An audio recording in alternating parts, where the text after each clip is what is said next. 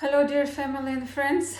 I just want to express my deepest gratitude to each one of you who showed up to the free masterclass on the 5 ancient secrets how to navigate consciously through life challenges. I also want to summarize and bring the essence of it, since we were running 3 classes on different dates, different times, and some of you showed up more than one and brought your friends, and I'm most grateful. So, what was the class about, or what was the essence of those classes? So, when we talk about conscious navigation, the question is, who doesn't want to be conscious navigator of their life, especially when life challenges are happening? We do have three spheres of a life where we want to be navigating or be clear on what's happening or how to navigate. Most of it is health, finances, and relationship. Do you agree with me? So when we're talking about each one of them has its own challenges and its own gifts, right? So it's a gift and a curse in each one of them. When we're talking about relationship, the most common theme in the relationship is nobody loves me less or more than I love myself, right? That's a way to heal your relationship. When in any relationship that you're in, with all the challenges that you're facing, it's building a relationship with yourself.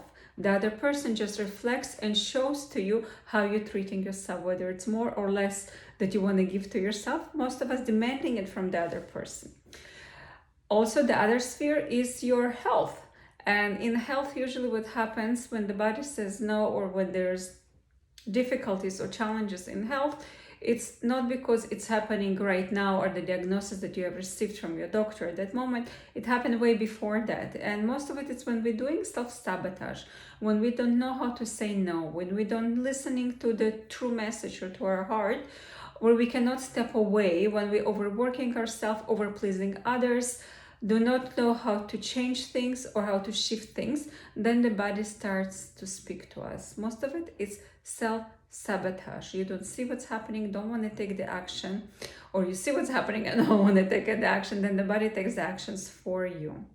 Right? So how to change it, how to shift it, it's be honest, taking whatever health situation that you're dealing with, taking it backwards, what was happening in your life back and then, where did you make those programs, those agreements, that stuff that did not work for you, that created the challenge. Usually it's most of the time that I'm working with people, health challenges happens when life challenges happen, whether in finances or relationships. So you can see how they're tying up to each other.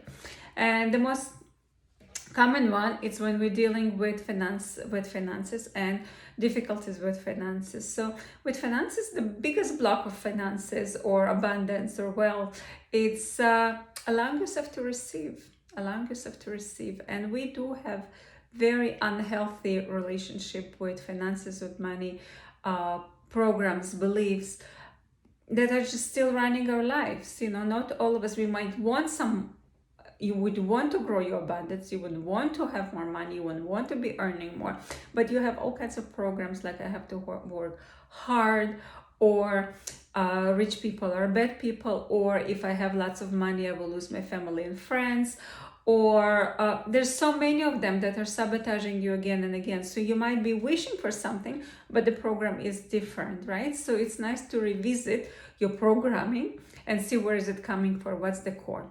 So I'm going to talk a little bit how all of those programs working, whether you're dealing with the relationship, whether you're dealing with health or finances. All of them has to do with the same pattern. It's the same program that runs in each one of us, right? And each human, I'm just going to give you a little bit of the summary of the essence of the classes. Each human made of 5 bodies. We are not familiar with all 5. We know our 3. We know our thoughts, emotions, and our physicalities, right? So we know that our thoughts are activating our emotions. And if you have not reacted to the thoughts or the emotions, or have not managed them or navigated through them consciously, they will definitely go into the physicality, right? So you can see whatever happened in your life, it was an event, a thought, an emotion, and then the body imprints it. So it was either high or either low. So if you experience something positive, you go into your ecstasy and everything feels great and amazing. And if the event wasn't so great, or was damaging, or was hurting, right? The emotions are that accommodating it is also to support your thoughts, right? Or thought supporting emotions, and then goes deeper into your physicality if it's not being acknowledged, and if it's not being consciously navigated through, right? But there's another one, another body or another way of awareness, which is memory. So where the thoughts and where the emotions are coming from, right? And it's a way that our we were programmed in certain way. This is the memory, right? So whenever you were born, there was already a program that when put into you that was telling you how you should feel at every moment. It wasn't intentional that people or that abroad you wanted to screw you up or bring up or put in negative programs into you. That was just a way of being. Most of the programs that were installed to you were installed on survival and fear. Why? Because that's how it was back then. That's how people knew how to live, and how it wasn't through the program of living your life or enjoying your life. It was through the program of surviving your life. Therefore, everything was based on fear and survival. So most of the programs that we have in our mind right now are based on fear of survivor. Because we live in the Western world, or we are living in a place where we are evolving and changing all the time, there is an opportunity here to kind of see if I'm not afraid, and if I'm not scared, or if I'm not angry, if I'm not this and that, then what am I? So we're developing a whole new set of rules how to live our life free of fear, right? This is not something that's been common for a long time. And we just had COVID, right? And fear just kicked in a big way, right? And some of us were in a good place, and then something happened, and now it's time of questioning. How was fear running my life? Why fear was running my life? Information that we have received was acting on us. Our body were feeling certain way. We had certain thoughts, and then there was the imprint of physicality, right? So you can see a memory, a way that you know how to react already to crisis or to life challenges, right? For instance, when you were a child, if you reflect back and see how were your parents or people who were bringing you up, or part of your community, including teachers and friends, reacting to you when something challenging was happening, right? Was there shame? Was there blame? Was there paranoia? Was this fear, right? So you already kind of collected some of this imprint, and now you're taking it into your adult life, right? But that's how it was. But the gift is that now we are aware where it's coming from. We know that it doesn't mean that it needs to be that way. Why? Because it feels uncomfortable. And if it's uncomfortable, most likely it's not serving us. So how to be conscious, life navigate, it's really noticing where it's coming from. This is the fourth body, your memory, what the programs have been installed into you, and you're still carrying them on, right? But there's the fifth body. The fifth body, I talk to it as a higher self. A higher self is a place or a way of looking at things without attachment, right? It's neither good, it's neither bad. It's just what it is. And the higher self, we had so many names to it, almost like God's self, right? Or the witness, or the consciousness, or the subconsciousness, right? And there's so many names to the higher self or the superconscious, right? Higher self, it's neither the memory, it's neither the thought, it's neither the emotion, and it's neither the aches and pains or the successes of the body, right? So then what is it? What is it? And some of us named it God. And there's a separation that's been created through religion between man and God. And what I mean by that everything that higher self is not us. And we gave it a name and we gave it a form. We called it God, right? It's something that supervises, it's something that punishes us, rewards us. We're afraid of it and we seek it. Right? So when life happens, a lot of people go into prayer, into fear. God, please me. God, please, why not me? God, God, God. And forgetting that everything that's been created was a conscious creation of their memory, thought, emotion, and action. Right? So that's how it works. If you connect to the true essence of the higher self, of the God self, that will be someone or that something or that state that doesn't criticize and doesn't change nothing. It's just witnessing and noticing, right? And that is state of being that we're right now exercising and trying to bring more of that, right? So what we know is Jesus and Buddha were in that state of mind, the higher self or the enlightened one or the awakened one, and there's many names to give it today and now, and we're seeking to the stage. So how to be with life? How can we be in our life? So our emotions and our thoughts, our memories and our physicalities, right, will not torment us,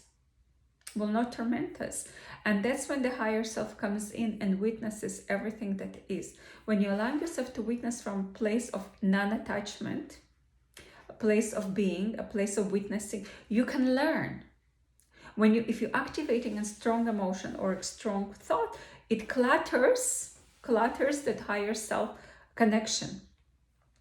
For instance, if you have experienced a heartbreak, right, and you're going through strong emotions and strong feelings and thoughts, and maybe it's already in your physicality, heartache, whatever's that the story brings with heartbreaks and relationships that are not working, right? And the memory will bring up a way how you should be acting through that. Also, if you're experiencing most of it, it's led up to something. Most likely, like I said in the beginning, nobody loves me less or more than I love myself, right?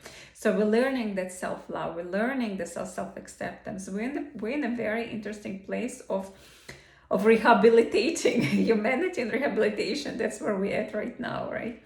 So when the higher self kicks in, that understand this is where you're going through, that understand this is coming from the memory, this is coming from the thoughts, from the emotions, and then jumping into the body, the higher self can figure out what to do next.